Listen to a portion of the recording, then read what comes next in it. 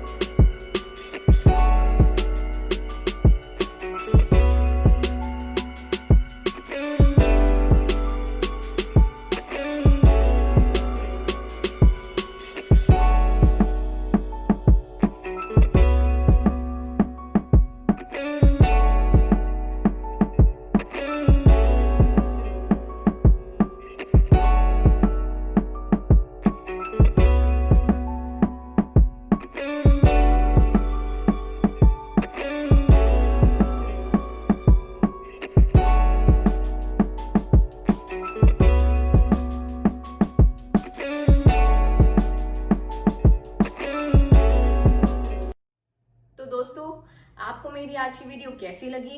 उम्मीद है आपको मेरी वीडियो पसंद आई होगी। तो प्लीज़ इसे लाइक करें, कमेंट करें, शेयर तो ज़रूर कीजिए, ताकि मैं आपकी अंजलि आपके सामने बार बार आती रहूं नई वीडियो के साथ। चलिए फिर मिलते हैं, बाय।